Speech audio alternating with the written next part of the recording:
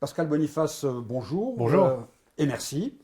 Vous publiez, vous republiez ou vous rééditez La géopolitique, 100 000 exemplaires, édition revue, nous en reparlerons j'espère. Tout d'abord, 100 000 exemplaires, c'est remarquable.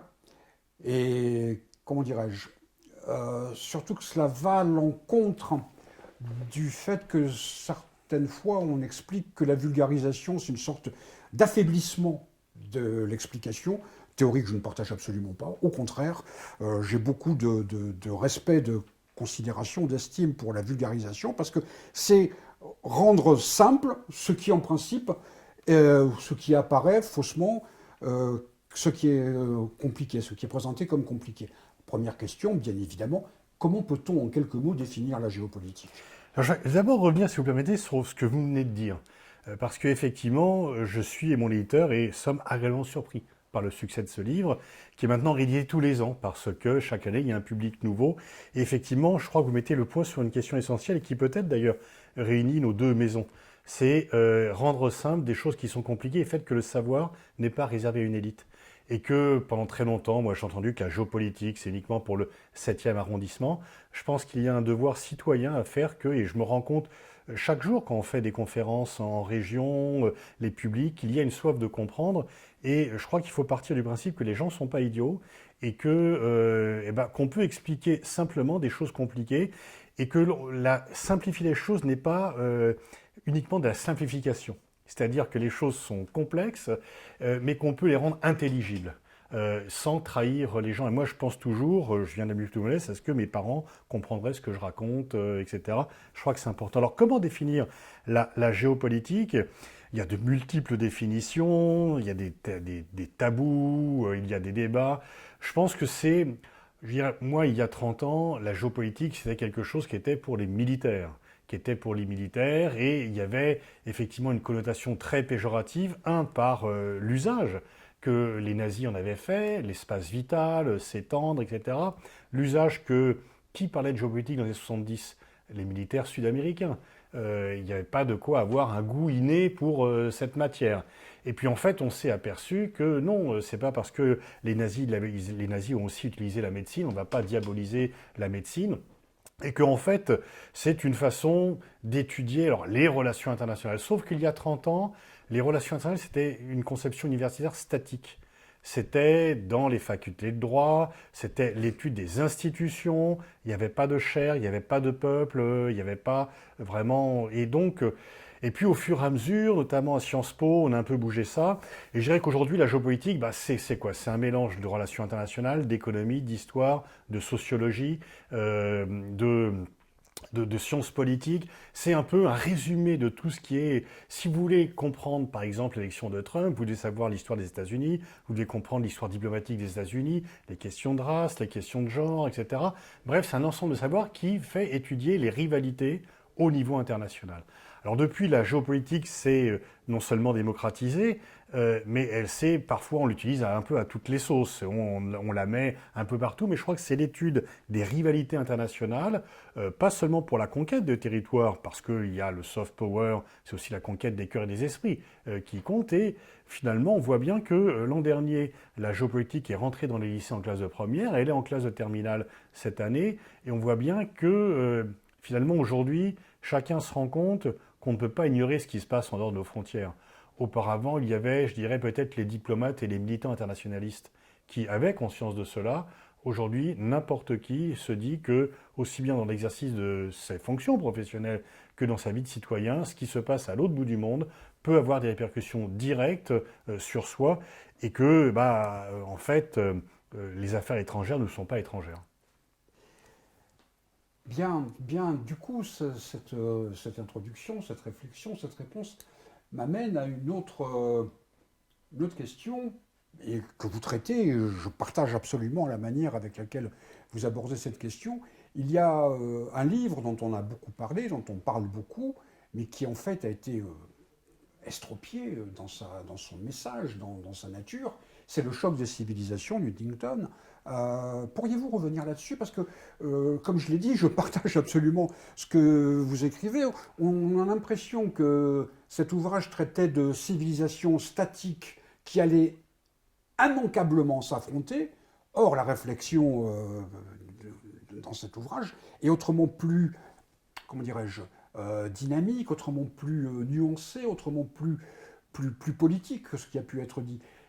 Cette question en recouvre une autre par la bande. Est-ce qu'on a un moyen, est-ce que vous pourriez expliquer les raisons de cette incompréhension sur cet ouvrage? Oui, effectivement, on peut dire qu'Huntington a été trahi par ses lecteurs et par ses commentateurs, puisqu'on lui a fait dire des choses qu'il n'a pas écrites. On en a fait un militant du choc des civilisations, alors que c'était un lanceur d'alerte sur le choc des civilisations. Si je vous dis qu'il va pleuvoir, c'est pas parce que je souhaite la pluie. C'est que je fais un constat, une prédiction peut-être.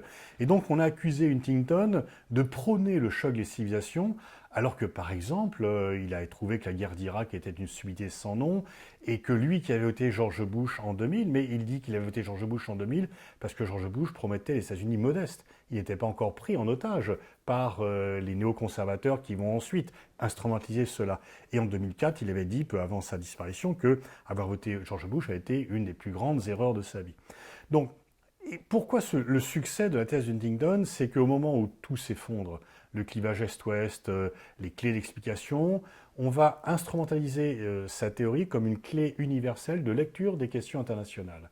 Ce n'est plus le communisme contre le capitalisme, l'économie de marché a gagné ou est censé avoir gagné, même si on s'aperçoit que ce n'est peut-être pas tout à fait le cas. Et donc il faut trouver comment expliquer tous les conflits. Et Huntington, dans son article paru en 93 et le livre publié en 95, va dire, ben voilà, auparavant il y a les guerres entre le roi et les princes, qui étaient des guerres à petite échelle. Elles se sont transformées en boucheries monumentales quand elles sont devenues les guerres nationales, la patrie en danger, la conscription, qui quand même qu'on célèbre beaucoup, mais sans la conscription, il n'y a pas cette tuerie de masse. Et puis ensuite, on est passé des guerres nationales aux guerres idéologiques. L'idéologie meurt, c'est désormais les civilisations. Alors, il y a peut-être le reproche que l'on puisse faire à Huntington, c'est d'avoir peut-être une vision trop déterministe de l'histoire, parce que lui pensait que c'était quasiment inéluctable, et qu'on se dirigeait vers cela, même si une fois encore, il ne le souhaitait pas. Or, en fait, l'histoire appartient aux hommes, et elle n'est pas écrite à l'avance, etc. Et puis, on voit quand même que, même s'il était très critique, il avait écrit un article qui s'appelait La puissance solitaire, où déjà, il dénonçait, dans les années 90, l'unilatéralisme américain. En fait, Huntington, il est plutôt kissingérien. Il n'est pas du tout néoconservateur. C'est un géopolitologue classique qui pense que les États-Unis ont un message, mais que si ce message doit passer, il faut prendre des précautions et pas y aller à coups de marteau-pilon et de B-52 un peu partout dans le monde. Mais le choc des civilisations, il a été, après c'est devenu un peu une sorte de slogan, ah il faut éviter le choc des civilisations, refusons le choc des civilisations, y compris par des gens d'ailleurs qui avaient une politique qui les conduisent, et il faut bien voir cela. Et donc effectivement, on peut dire que lui qui mettait un peu, on peut dire qu'il a eu l'avantage de signaler cette possibilité, et que peut-être qu'il a eu fait commis l'erreur d'avoir une vision peut-être trop pessimiste, de penser que c'était inéluctable, qu'on allait y conduire. On a d'ailleurs oublié deux choses dans le livre d'Huntington, parce qu'on s'est concentré sur l'opposition islam-occident. Mais il parlait également de l'opposition Chine, quand il parle du monde confucéen, et cela, même si... Ou du monde orthodoxe. Oui, et quand, bien sûr, quand il dit, et là je pense que c'est une erreur de sa part, quand il dit qu'il y avait une connexion islamo-confucéenne en voyant des ventes d'armes chinoises à la... Bon, je veux dire, quand la France vend des ventes d'armes à l'Égypte, on ne dit pas qu'il y a une collusion occidentalo-musulmane. Donc, mais bon, en tous les cas, il a eu l'intérêt de rappeler l'importance des phénomènes culturels en géopolitique, ça compte. Peut-être que, certainement aussi, une de ses erreurs, c'est d'avoir trop insisté sur le caractère religieux dans l'appartenance culturelle. Il a surdimensionné, c'est très net dans les Balkans, parce qu'il dit, vous voyez, Serbes, Croates, orthodoxes, chrétiens, bon. Et donc il a privilégié le facteur religieux parmi les facteurs culturels, mais ce qui n'est peut-être pas étonnant de la part d'un Américain finalement, mais effectivement, on peut dire qu'il est plus souvent cité qu'interprété de façon pertinente. Ceci étant, il y a aussi beaucoup de gens qui le citent sans l'avoir lu. Hélas.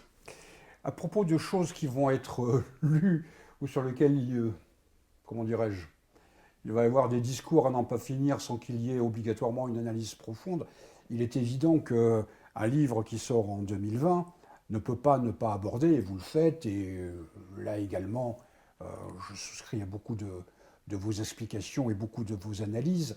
Le Covid, la pandémie, avec plusieurs aspects, mais j'aimerais que vous puissiez revenir sur ces aspects. C'est la première épidémie ou pandémie post-mondialisation ou dans la mondialisation, avec ces facteurs de rétractation du globe, de globalisation, de rétractation dans l'espace et dans le temps, et avec aussi quelque chose qui est une continuité par rapport aux anciennes pandémies, la grande peste moyenâgeuse, c'est que cela a suivi les routes commerciales. C'est d'une clarté, la carte est d'une luminosité évidente. Pourriez-vous revenir là-dessus, s'il vous plaît? Oui, effectivement, et je reviens sur vos propos. C'est quoi la globalisation? C'est effectivement une contraction du temps et de l'espace.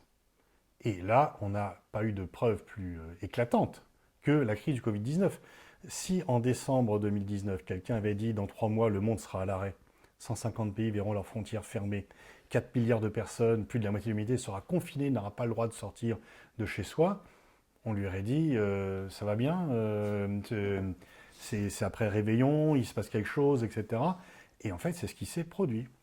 Et il y a quand même beaucoup de choses. Alors bien sûr, on peut dire que c'est à la fois trop tôt, mais vous vous rappelez de ce que disait Chou Enlai à Malraux quand il demandait quelles leçons il tirait de la Révolution française, en disant que c'est trop tôt pour l'interpréter. On peut quand même déjà tirer quelques leçons de la crise du Covid-19. Bah, la première, c'est qu'en fait, ça a surpris tout le monde alors que l'alerte existait. C'est que de nombreux rapports disaient attention, une pandémie peut venir bloquer le pays. Et puis, je pense qu'à un moment Covid-19, parce qu'il y a des facteurs qui existaient déjà avant la crise du Covid-19, mais qui ont été comme cristallisés par cette crise. Je ne crois pas qu'on revienne sur la mondialisation. Et là encore, mais vous connaissez ça par cœur, on va trop souvent d'un extrême à l'autre. On avait dit la mondialisation, c'est qu'il n'y a plus de frontières. Ben oui, bien sûr, il y a toujours des frontières. Essayez de venir du Mali en France pour voir s'il n'y a plus de frontières. Essayez de passer le 38e parallèle pour voir s'il n'y a plus de frontières. Donc bien sûr, il y a toujours des frontières. La mondialisation n'est pas venue effacer les frontières. Et là, on le dit, le Covid-19 est venu recréer les frontières hermétiques. Mais le monde ne va pas éternellement être fermé au reste du monde. Ça va revenir, etc. Par contre, on a vu que la crise du multilatéralisme existait avant la crise du Covid-19, mais elle l'a renforcée. On peut dire que le Covid-19 comme pandémie a été renforcé par la crise du multilatéralisme et que le Covid-19 comme pandémie a renforcé la crise du multilatéralisme. Parce que si on avait agi de façon commune plus tôt ensemble, la pandémie se serait moins développée. Et que le multilatéralisme était en crise avant cette pandémie, mais elle l'a renforcé. L'Europe, je dirais, bonne surprise. Parce qu'au départ, on voyait chacun tirer dans son camp, etc. Le fait que, est-ce qu'il y aura un moment Covid-19 pour l'Europe? Est-ce qu'il y aura un avant et un après? Est-ce que cette commission géopolitique que l'on appelle un acteur qui, face à la désertion américaine de la scène internationale et un militantisme chinois peut-être un peu trop présent, est-ce qu'il y a une place pour l'Europe? Oui, mais à condition qu'elle la prenne et qu'elle cesse un peu d'être comme ces danseurs de l'opéra qui chantent marchons, marchons en restant sur place, ce qui a été quand même très longtemps son cas, quoi. Et puis, surtout, elle a, de façon éclatante, montré l'impéritie, la gestion plus que chaotique de Trump. Pour ceux qui doutaient des compétences de Trump, la crise du Covid-19, il s'enferme dans ses mensonges, il s'enferme dans le déni de la réalité. Pour moi, c'est très frappant d'ailleurs, parce que vous aussi, vous êtes à la recherche de la sincérité de la vérité dans votre organisme. Jusqu'ici, on se disait, bon, en France, on peut mentir, aux États-Unis, non. Le mensonge est puni. C'est pas la pudibonderie aux États-Unis. On dit toujours Gary Hart, c'est parce non parce qu'il avait menti, c'est pour cela. Clinton aussi, c'est parce qu'il avait menti, c'est pas parce qu'il avait fait des frasques. Et là, vous avez quand même un président qui ment tous les jours, qui ment en permanence, et ça a peut-être du mal à passer à novembre, mais enfin, ça a passé très longtemps. Ça, c'est très frappant. Et puis, surtout, ce qui se profile, c'est ce duel Chine-États-Unis, qui sera, à mon avis, le sujet géopolitique des 20 prochaines années. On le savait que ça existait. On savait que c'était... Et là, disons que c'est un peu, si vous voulez, comme quand vous mettez une feuille de papier dans un bac de révélateur et que la photo apparaît. On savait que ça existait, la photo a été prise, il y avait tous les éléments. Mais là, tout d'un coup, en 3 mois, c'est devenu plus évident que jamais, et donc ça s'est complètement révélé, complètement cristallisé. Vous m'enlevez les mots de la bouche parce que justement, je comptais aborder, et vous le faites déjà de manière éloquente, dirait-on, ce que vous appelez dans votre ouvrage le piège de Thucydide, c'est-à-dire la nécessité, le problème d'une puissance voyant apparaître de plus en plus près, comme dans un rétroviseur, une puissance qui peut-être, immanquablement, va-t-on savoir, va la dépasser, cet affrontement et cette montée en surpuissance de la Chine, avec deux aspects. Pour nous, le Covid, la pandémie, a plus été un révélateur de la crise qu'un facteur de la crise. Même si le révélateur de la crise, à un moment, joue le rôle d'accélérateur de la crise. C'est un révélateur et un accélérateur. C'est une évidence. Enfin, pour nous, c'est une évidence. Les éléments étaient déjà diffus, existants, mais peut-être pas obligatoirement perçus de manière consciente. Ce piège de Thucydide, cette rivalité entre l'ancienne puissance et la nouvelle puissance, ou la puissance montante, Thucydide, on pourra en parler longtemps, mais il y a quelque chose qui est très intéressant de mon point de vue, c'est que vous soulevez ce problème, et qui effectivement est le problème majeur en géopolitique, d'après ce que j'ai pu comprendre. Mais question, est-ce que cet affrontement est... Alors bien évidemment, il y a un côté boule de cristal. Quelle est la part d'immanquabilité, de nécessité, d'obligation de cet affrontement? Tout dépendra de l'intelligence des dirigeants américains, et l'actuel ne mène pas une donne grande confiance. Qu'est-ce qui se passe? Vous avez un pays, alors pourquoi piège Thucydide, il peut être rappelé à grands traits par rapport à ceux qui nous regardent. Quel rapport entre l'historien des guerres du Péloponnèse et la rivalité entre Xi Jinping et Trump? C'est simplement, Thucydide analyse que Sparte ne pouvait pas accepter la montée en puissance d'Athènes.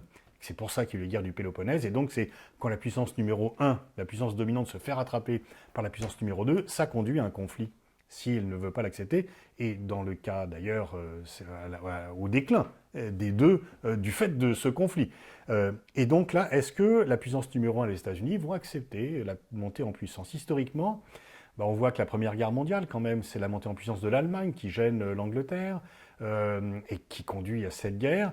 Il y a des passages où, dans son livre, Graham Allison décrit 16 passages de témoins. Il y en a où ça se passe bien, quand l'Espagne double le Portugal, quand les États-Unis doublent l'Angleterre, quand l'Allemagne double au niveau européen la France et l'Angleterre, mais c'est des passages de témoins au sein de cousinage. Sinon, ça se passe plus mal. Et là, effectivement, c'est très simple. La Chine faisait 10% du PIB américain lorsqu'elle adhère à l'OMC en 2001. Elle en fait aujourd'hui 63-65%. Au plus fort de la rivalité soviéto-américaine, l'URSS faisait que 40% du PIB américain. Donc là, on sent quand même que, même si ce n'est pas tout de suite, ça sera, contrairement à ce qu'ont dit certains pour la crise du Covid-19, le Covid-19 ne va pas permettre à la Chine de dépasser les États-Unis. Il continue le rattrapage, il va peut-être donner un coup d'accélérateur, mais il y a encore au moins une génération, mais ça semble inéluctable à l'échelle humaine. Et comment les États-Unis? Je veux dire, si vous êtes américain de moins de 90 ans, vous avez toujours vécu comme étant le citoyen d'un pays qui domine le monde. Et en plus, depuis encore plus longtemps, comme un citoyen dont le pays a des valeurs supérieures aux autres, et qu'il est donc légitime. C'est la cité qui éclaire, illumine la colline, etc., la destinée manifeste. Donc il y a se faire dépasser par un pays communiste asiatique, c'est insupportable. Donc ça conduit au pessimisme, parce qu'on voit bien, et malheureusement, le seul point de la politique de Trump qui fait consensus à Washington, c'est l'hostilité à la Chine. Puisque même Joe Biden, Trump n'arrête pas de dire Sleepy Biden, if you want to stop China, stop Biden, mais Biden est aussi anti-chinois.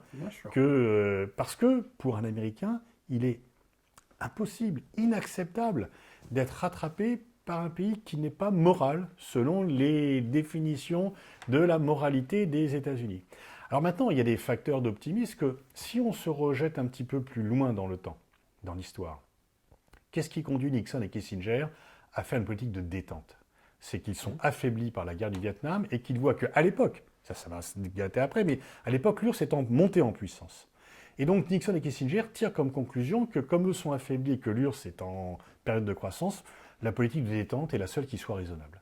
Et donc ils vont mener une politique de détente qui d'ailleurs va leur permettre de dépasser l'URSS. Parce que si l'URSS est effondrée, c'est pas par la guerre froide, c'est par la détente, c'est par les contacts et pas du tout par les discours martiaux, etc.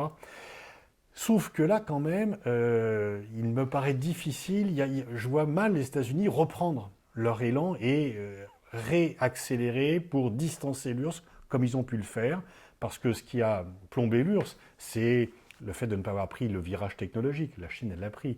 La Chine, intelligence artificielle, est au moins aussi compétitive que les États-Unis. Donc, est-ce que les États-Unis peuvent accepter de n'être plus historiquement le numéro un? Est-ce qu'ils peuvent se dire, l'autre intérêt, c'est quoi? De développer la satisfaction des citoyens américains? Est-ce qu'il est nécessaire de dépenser 738 milliards de dollars en dépenses militaires, alors qu'on manque d'infrastructures, qu'on a eu des fausses communes pendant le Covid-19, etc., etc. Donc soit les Américains se recentrent un peu sur la satisfaction de leurs citoyens et se disent, bon ben voilà, la Chine se développe, nous on se protège, mais on ne va pas faire uniquement la course. Ça, mais de la réponse à cette question va dépendre, y compris notre sort. Et la question subsidiaire pour nous, Français et nous, Européens, est-ce qu'on doit prendre parti? Non. La lutte pour la suprématie mondiale n'est pas notre... On doit défendre nos intérêts, aussi bien par rapport aux États-Unis que par rapport aux Chinois. Quand je dis ça, je sais que je choque beaucoup de mes collègues, mais par moment, les États-Unis s'attaquent autant à nos intérêts que les Chinois. D'un certain point de vue, je vous écoutais avec toute l'attention nécessaire, mais d'un certain point de vue, la solution à ce piège de Thucydide, d'un certain point de vue, j'insiste bien, elle vient ou elle viendrait de Minneapolis et de ses suites. C'est ce que la crise politique majeure aux États-Unis peut être un facteur fort, relativement fort, mais y compris, vous l'avez dit à plusieurs reprises, la manière avec laquelle Trump n'a pas su gérer non seulement le Covid-19, mais y compris la crise faussement appelée la crise raciale, mais la crise pas uniquement des violences policières, parce que c'est pas des violences policières, c'est une violence systémique.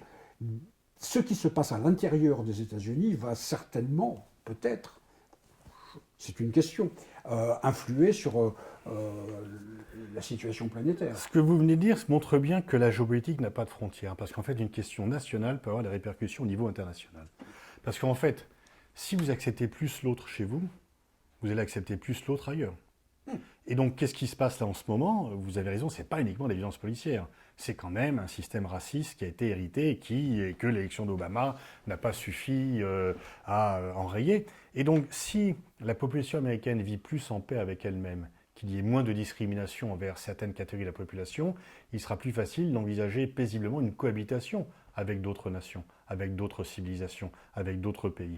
Et donc, effectivement, on voit bien que ceux qui manifestent aux États-Unis, d'abord, c'est des manifestations qui sont mixtes, qui sont peut-être plus générationnelles. Mais quand même, il y a aussi des gens d'autres générations. Il n'y a pas que des Noirs, c'est ça qui est important, etc. En fait, ils militent pour le fait de l'égalité des droits entre individus. Mais en fait, quelle est l'égalité des droits entre individus? Elle a peut-être pour corollaire l'égalité des droits entre nations.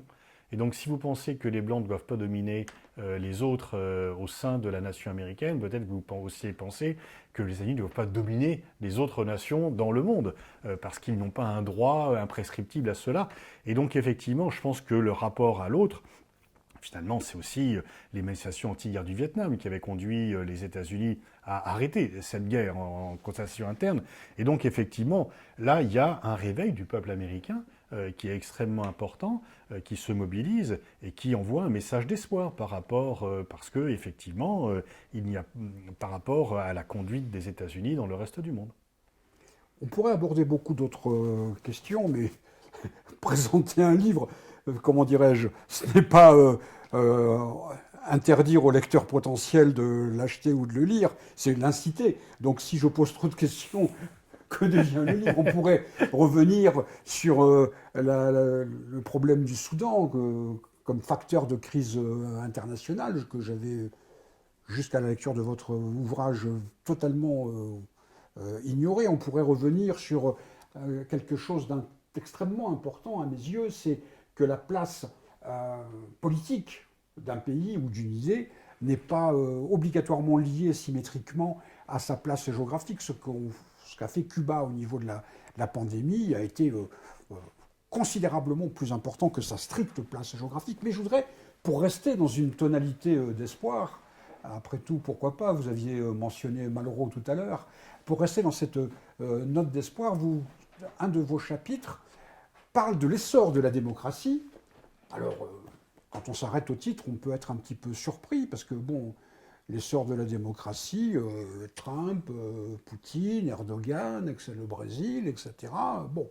Et en fait, ce que vous expliquez, et là aussi, je souscris à cette proposition, c'est que, on va dire, depuis un an et demi, peut-être plus, d'un certain point de vue, les peuples ont repris la parole, et que à la fois cette soif de démocratie et cette réalisation de démocratie est en train de prendre le dessus au niveau international. Oui, et depuis plus longtemps, je pense, depuis peut-être une trentaine d'années. Et ça, c'est quand même les nouvelles technologies de l'information et de la communication qui sont importantes là-dessus, puisqu'elles permettent à chacun d'être à la fois récepteur mais émetteur d'informations. Et donc, en fait, les gouvernements ont perdu le monopole sur l'information. Aujourd'hui, il y a peut-être encore un régime totalitaire, la Corée du Nord. Quand j'ai commencé à travailler sur l'actualité, il y en avait beaucoup plus. Je veux dire, la Chine n'est pas une démocratie, mais on peut quand même se faire entendre. On n'est plus à l'époque où, au sein de la cellule familiale, le mari n'osait pas critiquer Mao Tse-tung de peur que sa femme le menace et inversement. Donc en fait, on voit qu'au fur et à mesure, les peuples s'affirment plus. Alors il peut y avoir des retours en arrière.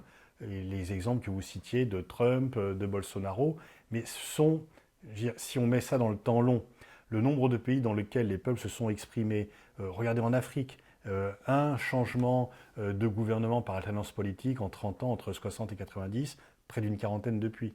Donc, je veux dire, je crois qu'il faut être réaliste. Donc, il ne faut pas être dans l'irénisme. Il y a encore des blocages, il y a des retours en arrière, etc. Mais globalement, sur le temps long, les peuples et les individus se font de plus en plus entendre.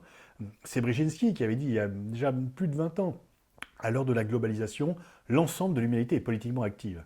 Et voilà, c'est vrai. Alors il y a une fois encore, je veux dire, il y a encore du boulot, si on veut dire, il y a encore du boulot, et moi, quelque part un peu là pour ça.